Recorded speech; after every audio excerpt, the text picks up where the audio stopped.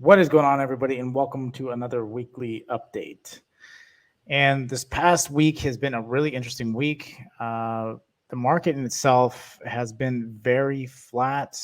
Even just looking at the SPX from here, you've seen that we've had about 4 days of just pushing some nice green candles, essentially getting a lot of good news into the going into Christmas. But then after Christmas, we had a very flat week, and then towards the end of the week, very flat and low volume week. And then again on Friday, we really started pulling back pretty hard. Now, as you can tell, we've been pushing so hard from this particular point. Uh, we've actually had bounced off the monthly and essentially made all-time highs on the SPX. Now we're starting to pull back, but how far back are we going to pull back? We don't really know the direction of the market. I'm still very bullish. There's no reason to sell. Again, they can change day to day, so that's something to keep in mind. But ultimately understand there does need to be some sort of pullback and retest of the daily supports before we can have a strong push up. So what we're going to actually do, before we even get into that, what I want to do is pull up what we got in store for the week. Again, earnings, January 15th starts bank earnings. So we want to keep that on the map. That's when it's going to start getting into some inflation numbers. That's really what we want to see with the banks and how they're doing. So far up to this point, they've been doing well. So that's good. I want to see continuation in the banks. Again, that doesn't really matter to us this week. One of the biggest things this week is what we're looking at is the Fomc Minutes, which is on Wednesday. That comes out at 2 p.m. Eastern Standard Time. And the purpose of that being is that's going to essentially give you detail onto the next FOMC meeting, which I believe is towards the end and middle of the month, I believe. I have to double check on that. But Thursday, what is important now from this point from the FOMC meetings is the jobless claims and the unemployment rate. Those are what are going to gauge inflation at this point, and what the rates will essentially be determined by is by these numbers. Now, I think Powell kind of put it to kind of delay everything. He sees all the numbers, and so he tried to whittle it down to jobless claims, unemployment. But ultimately, there's still a lot of pressure to raise rates, and I do believe there would be a rate raise. He said 3. I think he was a little overreaching because he wasn't sure and because of the pressure. We have to see how it plays out. So these meetings are going to be extremely important on how the market's going to react. Even though I'm very bullish right now, I do expect an actual pretty solid correction when we do get our first one. Our first rate raise, but we won't know until these meetings when they plan on doing that. We will get some insight into that on these FOMC meetings notes, so that's something we want to watch. And then as far as the watch list this week, Tesla is going to be your lead indicator on tech. You have Roblox has been strong, UPST has been strong. It's been kind of pushing and dying out, so I think it can actually start turning, especially if tech starts to being held down. I think a lot of these other ones are going to start pushing. Again, determining if when the rate raises are coming. But again, you also have to remember we're going to get big tech earnings coming up. So with that being said, you're going to start to get some sort of push. It's just trying to be sure that the push isn't going to die out like it's been doing over the past couple of weeks. We've been getting a lot of pump and dumping. So just be mindful of that. But in particularly, this past week has been very flat. So being said, I got Roblox, UPST, Airbnb is another one I want to watch for value. AMD chips are going to be very strong going into this earnings. So I want to keep AMD on there. Net is a good cloud space I want to keep on there. They've been doing very well. Revolve is one I want to watch for the retail space. Hubs is another one. And essentially telehealth kind of department. So I want to keep that one on watch as well, especially with all the COVID news. I think it will be good to have that one on watch. So being said, going back to the SPX in general, we want to see, we'll rip out the Fibonacci levels here, and we'll look for the week. So roughly, I think we would get at least that first 20-day EMA, essentially sitting at 38.2. This is where I'm kind of expecting us to land, is at that 4,700 mark. Ultimately, if we come back down to the 50, that would be fine as well. I think we're going to get a good bounce off this first one. Once we get that, I think we're still going to start. That's going to give us enough pullback to run into earnings and then run into our first rate raise is kind of what I'm looking at and kind of what I'm gauging right now. Again, there's no optimal negative catalyst that's going to drive us down from this point. But those are the levels I'm watching. And why I don't really use Fibonacci's that much is because I typically watch the dailies because they line up very well. So that's one tip for you guys out there that I typically use. Remove that. But as far as that goes, that's pretty much that. As far as Bitcoin has taken a beating on Friday. I started pushing up, and then towards the end of the day, I really started pulling back hard. Again, really depends on inflation numbers and what's going on in that sector. I think is what's playing an important role in Bitcoin and how that is gauged. What also is important is to understand how if ETH is going to pull away from Bitcoin. Bitcoin is not going to be the lead coin, the dominant coin. If that's a possibility, you could see ETH and some of the other coins just kind of separating itself from Bitcoin, especially with the mass adoption. That's something big you want to keep in mind this year is, are we going to actually correct and then go into some form of crypto winter where crypto is essentially dead for a couple years? I think crypto winters have lasted, I believe, 3 years. So that being said, if that's the case, we will see that this year. Otherwise, I think we're just essentially there's a lot of accumulation. Micro strategies. Michael Singer has been buying up more Bitcoin at this level. Again, I don't really see it being an issue unless it breaks this 41K mark. Then Bitcoin could be in trouble. But we want to see how that essentially plays out with ETH as well, and that pairing. So being said, Tesla's the next one I got.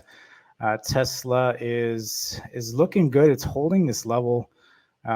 The biggest concern, I'm actually looking for Tesla to try to come back and hit that 1K mark.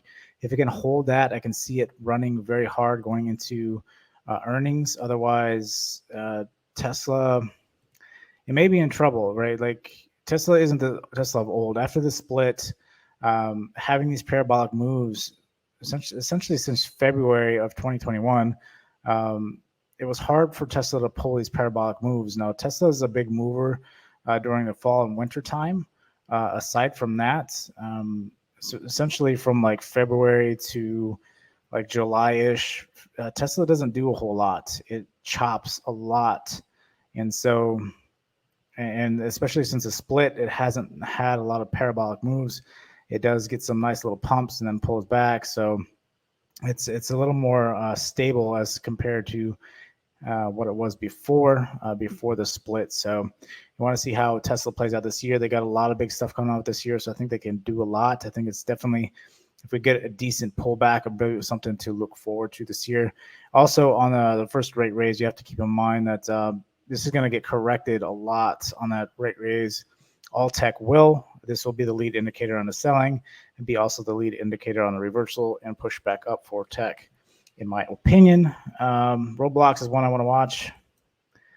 Again, it's been getting rejected here, but I expect this to break above the 104 mark coming into this week. If it does hold above that 104 mark, I can see Roblox going back to all-time highs and pushing, especially if big tech is struggling, waiting on the rate raises, waiting on the Fed and seeing what the Fed is doing. I think that could be a big reasoning to why. So that'll be interesting to see. I want to see how Roblox has been doing. It's been doing very well. And actually, Nancy Pelosi bought a bunch. If you follow what Nancy Pelosi buys, she bought a lot of Google CRM and Roblox calls. I think she got the January 100 strike calls. So she's expecting big things coming into this Christmas rally. So I think a lot of things will start going parabolic again before rate raises and all that stuff. So that's something to keep in mind, and something that's going to hold up the market until people get answers. So you might get a lot of stagnation essentially until you get word from when the next rate raises is, and then you might get those 3 or 4 like parabolic days, and then a lot of chop until you hear something from the Fed, and then parabolic move, and then a lot of chop. I think that we're going to see that a lot. That might be a good possibility this year.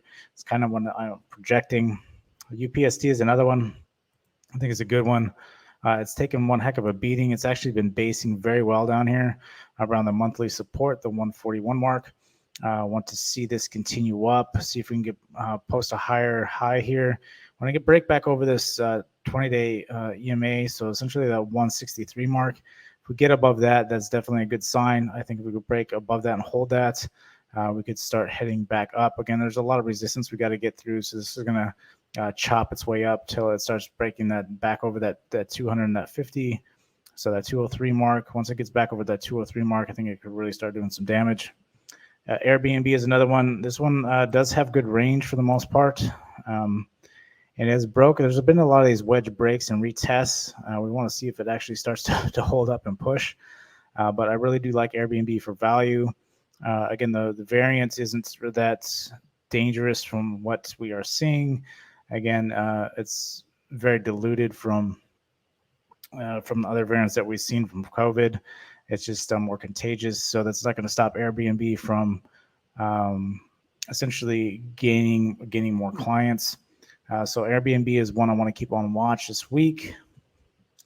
AMD is another one I want to have a chip play going into earnings. I do like AMD, and NVIDIA is also a good one as well. MU had a massive run. I'm kind of expecting MU to pull back more from this part, but I want to watch AMD and see what it does here. Maybe we get a retest back to the 50s, to that 139 mark. If we get a retest there, see if that's the reversal spot to head us back up. I think we can very much did break the trend, essentially this short-term trend here. So we want to see if it's going to continue up here.